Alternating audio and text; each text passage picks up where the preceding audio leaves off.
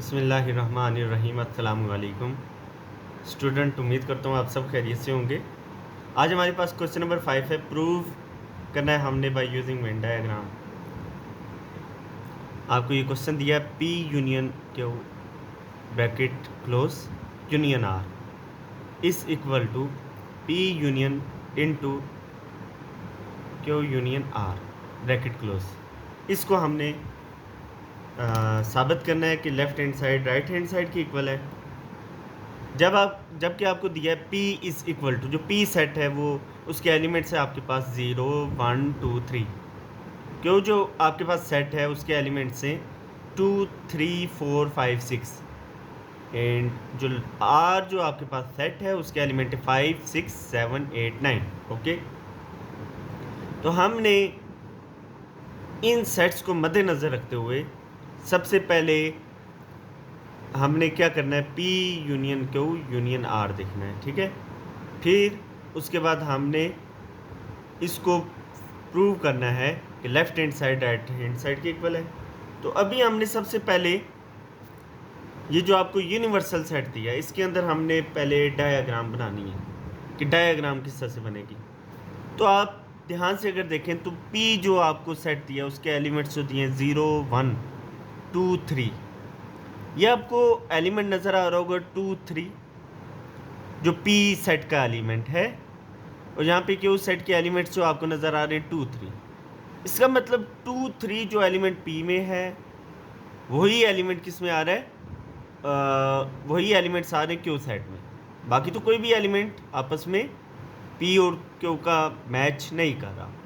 तो इसका मतलब यह है कि जो 2 और 3 और यहाँ भी 2 और 3 जो दोनों सेट में आपस में एलिमेंट्स मैच कर रहे हैं, ये कहीं पे आपस में क्या हो रहे हैं, ओवरलैप हो रहे हैं। तो ये ओवरलैपिंग सेट हो गए। ओके, यहाँ आप देखें तो P का कोई भी एलिमेंट आपको R में नज़र नहीं आ रहा, तो ये आपस में ये वाले सेट ओवरलैप तो नहीं हो रहे। लेकिन Q और R को आप देखो तो यहाँ पे आपको नज़र आ रहा है 5 6, यहाँ भी आपको नज़र आ रहा है 5 6, बाकी तो एलिमेंट मैच नहीं करें, तो ये भी क्या है, ओवरलैपिंग है। तो इसकी हम बना लेते हैं, डायग्राम बना लेते हैं।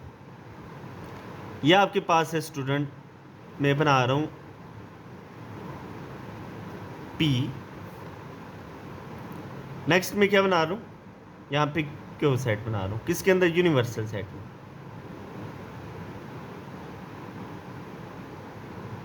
ओके, और थर्ड में बना रहा हूँ R। ऐसा इस तरह से क्यों बना रहा हूँ, ये भी आपको अंदाज़ा हो जाएगा। ये मैंने कहा P,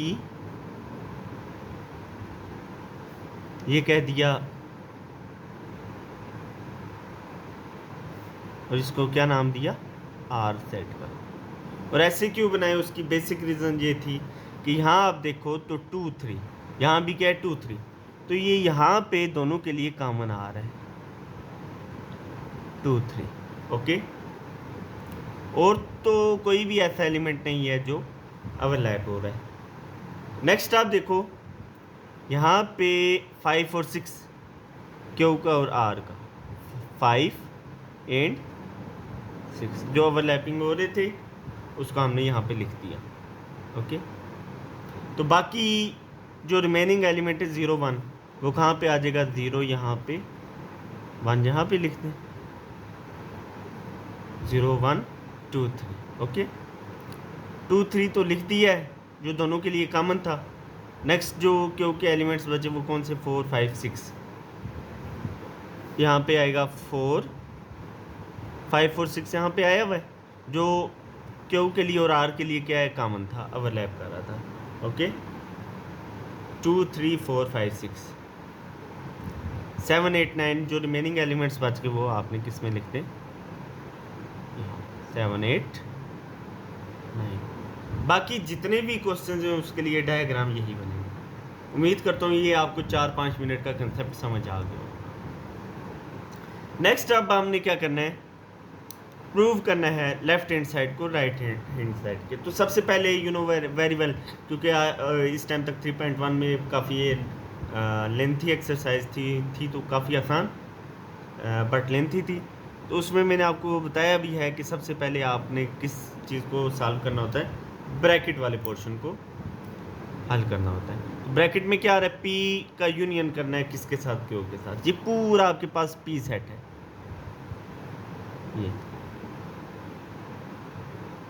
ये यहाँ तक कौन सा सेट है आपके पास, पी सेट। इसका यूनियन करवाना है किसके साथ, क्यू के साथ। ये यहाँ तक आपके पास क्यू सेट है। ओके,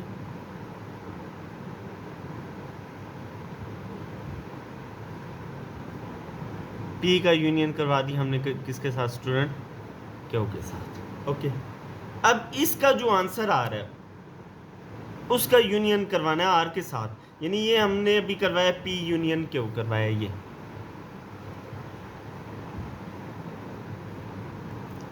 ये भी हमारा फाइनल आंसर नहीं है। ये जो पी यूनियन क्यू है,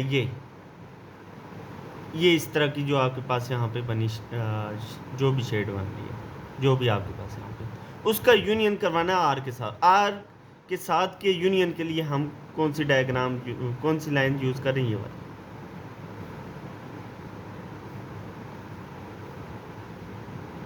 आर का यूनियन किससे हो रहा है, जो हमारे पास आंसर आया था पी यूनियन उसके साथ।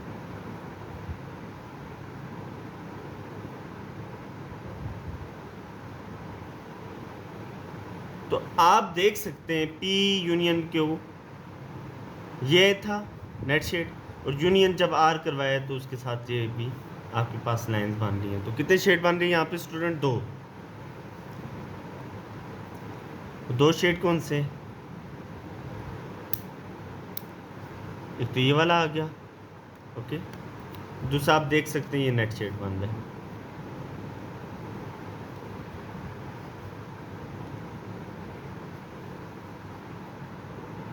स्टूडेंट हमने लेफ्ट हैंड साइड को तो सॉल्व कर लिया, अब हम देख लेते हैं राइट हैंड साइड को। ओके, तो ध्यान से देखिएगा, वही आपके पास एलिमेंट्स हैं, वो मैंने डायग्राम पेस्ट कर दिया है, काफ़ी डिटेल के साथ आपको समझा दिया था।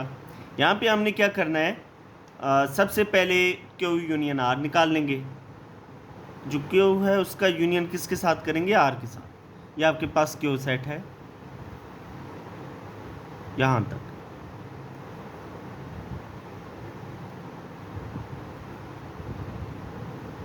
उसका यूनियन किससे करवा रहे हैं, ये आर सेट है आपके पास।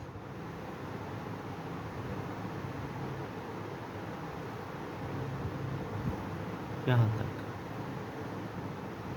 ये आर सेट के साथ यूनियन करवा दिया। अब क्यों यूनियन आर करवाया, हमारे पास ये शेड बन रही ये। अब स्टूडेंट हमने क्या करना है, नेक्स्ट हमने ये करना है, जो क्यू यूनियन आर है उसका यूनियन किसके साथ करवा देना है, पी सेट के साथ। तो इसके लिए हम ये वाली लाइन यूज़ कर लेते हैं, पी का यूनियन करवाना है किसके साथ, इसके साथ। तो हम मिला देते हैं।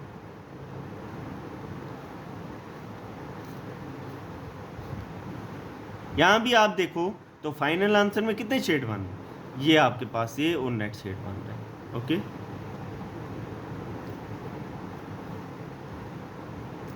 पी और इसका यूनियन करवा रहे हैं किसके साथ, क्यू यूनियन आर के साथ। पी का यूनियन क्यू यूनियन आर के साथ। तो इससे क्या साबित हो रहा है कि हमारे पास hence prove that left hand side is equal to, किसके इक्वल आई है, राइट हैंड साइड। उम्मीद करता हूँ आपको ये बात समझ आ गई है। नेक्स्ट क्वेश्चन की तरफ हम चलते हैं। स्टूडेंट नेक्स्ट क्वेश्चन में हमने क्या करना है, ये आपको दिया है पी क्यू और आर, जैसे मैंने आपको प्रीवियसली समझा दिया है, वही आपके पास डायग्राम बनेगी। यूनिवर्सल सेट के अंदर ये पी क्यू और आर सेट आ रही। ओके, सबसे पहले आपने करना है ऐसे, पी इंटरसेक्शन क्यू, पी और क्यू जो आपके पास यहाँ पे, उसमें इंटरसेक्शन कौन से लिए जाते हैं, जो कॉमन एलिमेंट्स हैं। बोथ सेट्स के अंदर कॉमन एलिमेंट्स कौन से, 2 और 3। तो इसको आप क्या कर देंगे, शेड कर देंगे इस एरिया को। ओके, कॉमन एलिमेंट्स को हमने क्या कर दिया, शेड कर दिया। इसका जो आपके पास पी इंटरसेक्शन क्यों आया, ये इसका इंटरसेक्शन लेना है विद आर।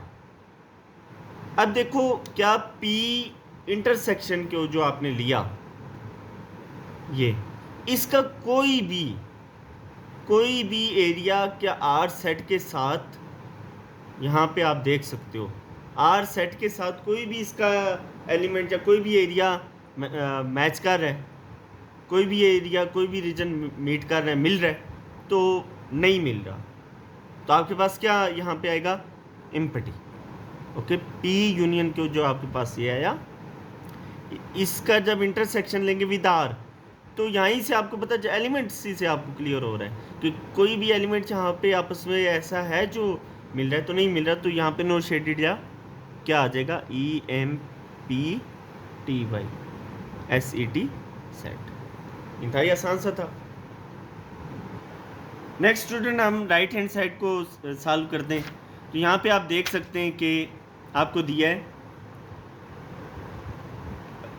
P इंटरसेक्शन क्यों इंटरसेक्शन आ रहे, तो सबसे पहले ब्रैकेट वाले पार्ट को हल किया जाता है। तो जो Q और R आपके पास सेट हैं उसका इंटरसेक्शन लिया जाएगा। ओके, Q इंटरसेक्शन R लेते हैं, ये Q सेट है और ये R सेट है। इन दोनों सेट्स में जब इंटरसेक्शन लेंगे तो आपके पास कौन से पार्ट्स आते हैं, कॉमन पार्ट्स आते हैं। तो दोनों में आप एलिमेंट्स से भी देख सकते हैं, नोटिस कर सकते हैं, दोनों के लिए 5 और 6 कॉमन थे। तो ये वाला रीजन क्या हो गया, शेड हो गया। अब तो समझ आ रही होगी मज़ीद आपको कि ये किस तरह से किया जाता है। अब जो आपके पास आंसर आया है, इसका इंटरसेक्शन P सेट के साथ आप लो, तो कोई यहाँ एलिमेंट से भी पता चल रहा है आपको कि कोई भी एलिमेंट यहाँ पे P सेट में और Q सेट और P सेट का दूर दूर तक देखो, कोई भी कॉमन एलिमेंट नहीं है। तो फाइनल आंसर क्या आ जाएगा आपके पास, नो शेडेड, क्या EMPTY सेट। उम्मीद करता हूँ ये इंतहाई आसान से क्वेश्चन थे और आपको इजीली समझ आ गई। नेक्स्ट स्टूडेंट, आप देख सकते हैं यहाँ पे P सेट दिया है MNOPQ, Q सेट दिया है RSTU, R सेट दिया है उसके एलिमेंट से आपके पास TUVW। तो P सेट का कोई भी एलिमेंट बाकी दोनों सेट्स के साथ यहाँ पे आप क्लियरली देख सकते हो, सिंगल वन एलिमेंट भी आपस में मैच नहीं कर रहा। ओके, तो आप क्या कह सकते हो कि P जो है वो Q के लिए भी और R के लिए भी डिसजेंट है, यानी इसका कोई भी एलिमेंट ना तो Q के साथ ना ही R के साथ यहाँ पे इसका कोई एलिमेंट मिल रहा है। ओके, डेट्स वाई यही रीज़न थी कि हमने जो P सेट है उसको क्या किया है, डिसजेंट ही लिए, किससे, Q से भी और R से। जबकि Q और R के जो दो एलिमेंट्स है T और U, आप देख सकते हैं T और U दोनों के लिए क्या थे, कॉमन थे, तो ये हमने कॉमन एरिया में ले लिए। बाकी जो Q का जो Q सेट के जो एलिमेंट थे R और S उसको Q में लिखा, और R के जो एलिमेंट्स थे रिमेनिंग एलिमेंट्स उसको R ही में रहने दिया, और बाकी जो Q और R के जो एलिमेंट्स थे उनको हमने कॉमन रीजन में ले लिया। इंतहाई आसान सी बात थी और उम्मीद करता हूँ ये आपको बात समझ आ गई है। तो इसका पहला पार्ट है A वाला, आपके पास P का यूनियन करना है हमने किससे, Q से, और जो उसका आंसर आएगा उसका यूनियन R से कर देना है। ये हमारे पास लेफ्ट हैंड साइड को इक्वल करना है किसके, राइट हैंड साइड के प्रूव करना है। तो सबसे पहले हम ब्रैकेट को सॉल्व कर लेते, P का यूनियन ले लेते हैं विद Q। ये P सेट है, इसका यूनियन ले लेते हैं हम किसके साथ, विद दिस सेट। ये यहाँ तक है Q आपके पास है। ओके, ये हमने यूनियन ले लिया।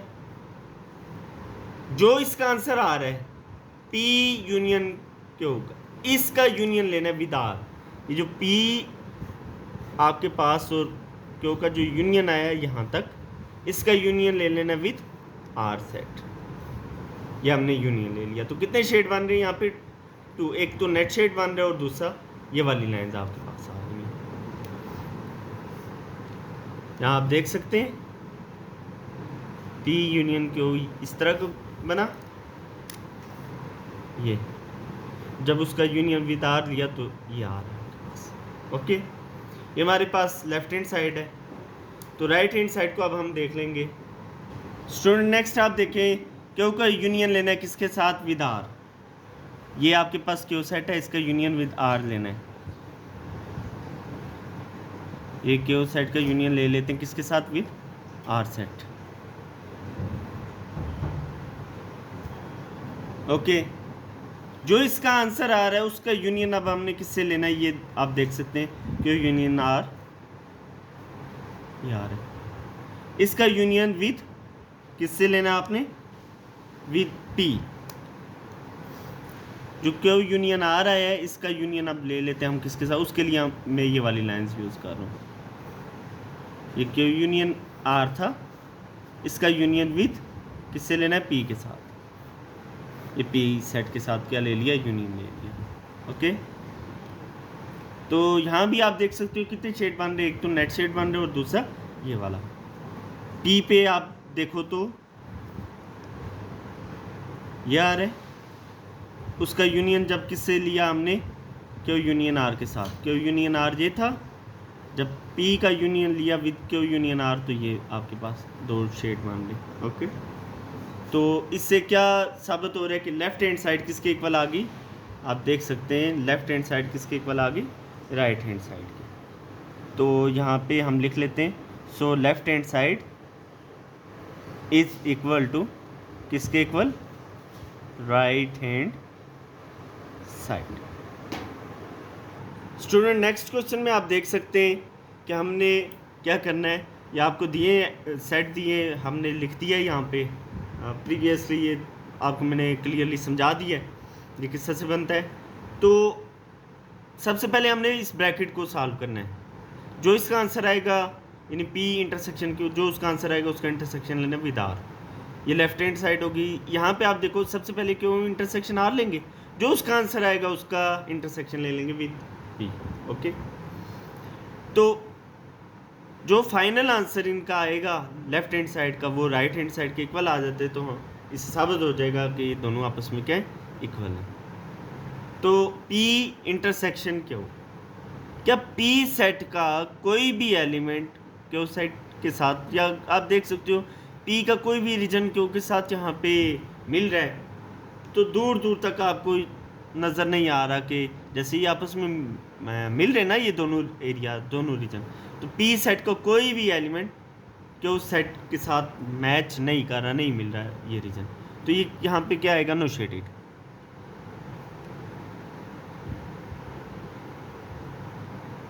ओके, जो इसका आंसर आ रहा है उसका इंटरसेक्शन लें किसके साथ? With R. जो P इंटरसेक्शन क्यू का जो आंसर आ रहा है उसका इंटरसेक्शन लें विद आर। तो क्या यहाँ पे कोई भी ऐसा एलिमेंट था जो आर के साथ मिल रहा है? P इंटरसेक्शन क्यू तो बिल्कुल खाली है ना, उसका कोई भी एलिमेंट क्या आर सेट के साथ मिल रहा है? तो नहीं मिल रहा। इसके आंसर का कोई भी एलिमेंट, क्योंकि इसके आंसर का एलिमेंट ही खाली है तो वो विद आर नहीं मिल रहा। तो यहाँ भी क्या आएगा आपके पास? नो शेडेड या EMPTY सेट। उम्मीद करता हूँ ये बात आपको क्लियरली समझ आ गई होगी। तो अब हम राइट हैंड साइड को नेक्स्ट आप देखें तो P intersection into Q intersection आता था, उसमें मैंने आपको बताया था प्रीवियसली कि सबसे पहले ब्रैकेट वाले जो होता है उसको हल किया जाता है। क्यू का इंटरसेक्शन लेना है विद आर, तो क्यू का इंटरसेक्शन विद आर लें तो ये आपके पास कॉमन एरिया आ रहा है। तो दोनों में कॉमन एलिमेंट्स हैं, तो मैंने इसको क्या कर दिया? शेड कर लिया। अब इसका इंटरसेक्शन लेना है विद पी, तो आप देख सकते हैं कि ये जो रीजन है इसका कोई भी ऐसा एलिमेंट P में एग्जिस्ट नहीं करता। ओके, इसका कोई भी रीजन P सेट के रीजन के साथ, P सेट के साथ कोई भी ऐसा, आप एलिमेंट से भी अंदाज़ा लगा सकते हो। तो डेट्स वाई ये क्या आएगा आपके पास? जब इसका इंटरसेक्शन लेंगे तो कोई भी कॉमन एलिमेंट्स नहीं है, कोई भी कॉमन रीजन नहीं है। तो डेट्स वाई जो फाइनल आंसर आएगा वो यही आएगा आपके पास जो लेफ्ट हैंड साइड में था, EMPTY set are no shaded. Okay, उम्मीद करता हूँ आपको ये क्वेश्चन समझ आ गए। स्टूडेंट इंशाल्लाह as soon as possible question number 6 भी आपको समझा दिया जाएगा। तो आप क्वेश्चन नंबर 5 को ध्यान से समझिए। जो चीज़ फिर भी समझ नहीं आ रही, आप कमेंट सेक्शन में आप अपनी राय का इजहार कर सकते हो। चैनल को ज़रूर सब्सक्राइब करें, लाइक करें। आपकी सपोर्ट ही से ये चैनल ग्रो करेगा और बाकी बच्चों को भी शेयर करें आप। तो जितना जितना शेयर करेंगे उतनी जो हम अपनी मेहनत कर रहे हैं, तो अल्लाह करे आप लोगों को भी इससे फ़ायदा हासिल हो। तो लाइक ज़रूर कीजिएगा। ओके, ख्याल रखें अपना बहुत सारा। अल्लाह हाफिज़।